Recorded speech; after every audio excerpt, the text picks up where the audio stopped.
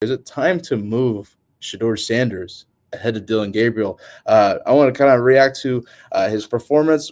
Going back to Dillon Gabriel, Matt, what was your reaction to Dillon Gabriel's performance? I saw a little bit of your reaction on Twitter. We'll discuss his comments here in a second after the game, but what are your thoughts on his actual performance on the field? I thought Dillon Gabriel went 13 for 19 and 2 turnovers, and I thought Shedeur went 13 for 24 and 2 touchdowns. Yeah. That's what I thought. And I mean, I don't see how take the numbers and the situation out of it and the names off the back plates and just evaluate the quarterback play, and I don't really think it's close. I think Dillon Gabriel shot puts the ball. I mean, there was one out route at the like an 8-yard pass to the left or his right, and he crossed his body because he's lefty. And I'm telling you, bro, it was like a shot put, and it could have easily been picked. So, I still wouldn't be surprised if he's the second string quarterback. Because he went in the 3rd round, and I believe in my heart that there's some conspiracy against Shedeur, even though they drafted him, which is crazy to me. Like, I just don't think. I think there's people that don't want to see him be successful, even in Cleveland's building. I know there's people that don't want to be successful in the NFL, and there's fans that don't want to be successful. I mean, God Almighty. Sure. So I don't think I've ever seen a more polarizing figure than his dad and him in this entire situation since he got the job at CU. I've never experienced anything like this. I've never seen anything more polarizing. It's insane.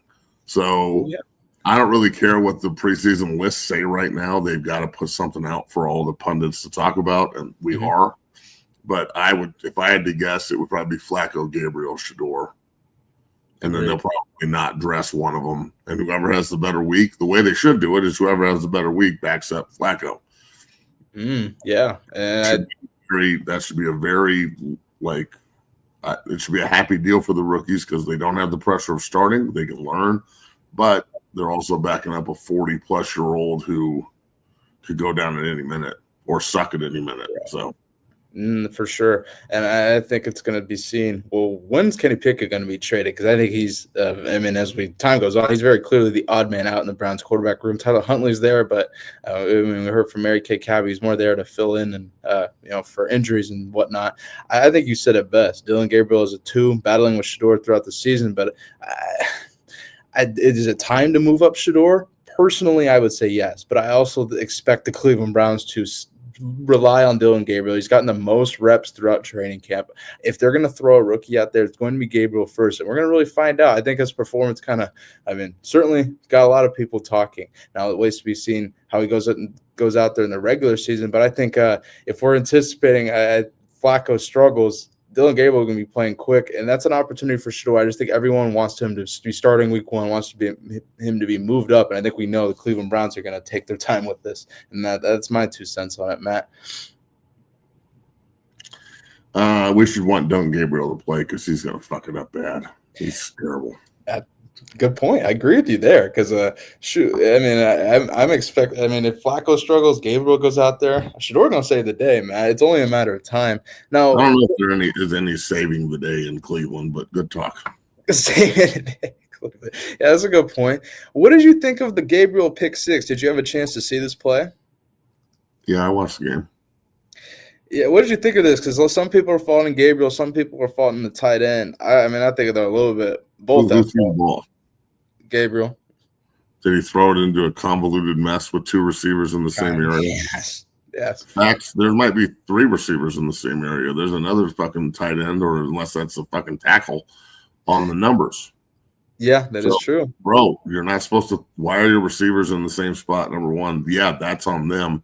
Why are you throwing the ball? Run the ball out of bounds for 3 yards and don't throw a pick 6 that costs you everything. I don't care if they won or lost the game. This clip is awful. This is a god awful look. Dog. It's just there's a lot of stuff going on with this play. Yeah, definitely. I don't just run the ball out of bounds, dog. Exactly. This is what I'm talking about. And then look at that right there. You just happened to stop it right there. Mm-hmm. Look where the ball's at. Look how far behind his body the ball is in his left hand and how much he has. It's just there's a reason there's not a lot of lefty quarterbacks, gentlemen and ladies. I think the defenders can see this motherfucker coming from Afghanistan. Like, we're not missing this ball. So I just look. I know there's some Dillon Gabriel fans out there, and this is not a Cleveland Browns show. We're not just trying to blow the Browns, but I don't see him doing very well in the NFL. And if he does well, cool, good for him. Right. No, you and I are on the same page there, and I think a lot of people are as well. I just it's the Cleveland Browns. I think they're going to take their time. I also think, like you mentioned, left-handed quarterback. I've talked about this a lot. I think they had to be all in on drafting a left-handed quarterback and playing a left-handed quarterback. And if they, especially drafting him in the third round as they did, I think they had to be all in on playing the lefty. So that's why I just think that they're going to play Gabriel first. Either way, I think that it's only a matter of time before Shedeur makes his way onto the field in a regular season game for Cleveland. I just don't think it's going to be as early as people may want. Now, Matt, let's go to the comments. Dillon Gabriel said after his performance here, and I want to get your take as to whether he was talking about Shedeur Sanders or he was talking about the media as what he said after the game. But take a listen to the initial comments. It's just part of it. You know, there's entertainers and there's competitors, and I totally understand that. And my job is to compete, and that's what I'm focused on doing. Now, when I heard that, I think a lot of people thought, "Damn, is that a shot at 12?" What do you think? It wasn't a shot at 12. Even I overreacted. He was talking about the media, and they are entertainers. They're not fucking reporters anymore. That is, we gotta talk about that, man. I mean, ESPN is such a joke. I don't even know what to do about it. It's fucking ridiculous. Like, I won't even watch it anymore, bro. Why? Why should I watch that trash? So, yeah. Yes, this is easily taken out of context, and you should play the whole clip maybe if right off the bat, not you. If you're just looking at it from what he said, you're like, man, fuck this guy. I can't believe he said that shit about Shedeur. But I don't, after hearing his explanation, okay, if that's your explanation, cool. Let's take I'm not going to sit here and argue with the kid about what he meant and shit. Like, okay, if that's what you meant, then that's what you meant, and fucking move on. No, for sure. Let's take a listen to his explanation for these comments. Our team, you know what I mean, and each other. I would never make that, and I've said it before. That's why it's interesting. But for me, I've explained it. Entertainers are you all, competitor. That's what I am, and all my teammates, and we both have jobs to do. So that's it. Sure. Yep. I mean, ESPN. To be honest with you, calling the fucking media entertainers is awesome. Yeah. It's great. And lying shit. Go watch First Take. But look, now this has turned into the prime sexuals and all the Shedeur fans, and I'm a Shedeur fan, and I'm not agreeing with this. Everybody's like, oh well, he was definitely talking about Shedeur. I don't care what he says. Okay, that's also standard for the par here, bro. Like, yeah, it's a little like that's as standard as all the cowards that like run our clips and don't tag us, but have negative shit to say. Like, oh, you got something negative to say, but you're not going to tag the show or the gym or the other businesses. Like, yeah, okay. But we should take what you take seriously. You and all your little fucking cronies with 7 followers each, and they're all the same 7 people in rotation. Oh, yeah. I saw what you were talking about over the weekend, and look. Could he have been talking about Shedeur? I guess, but his explanation makes sense. No, yeah, I agree, and that's that.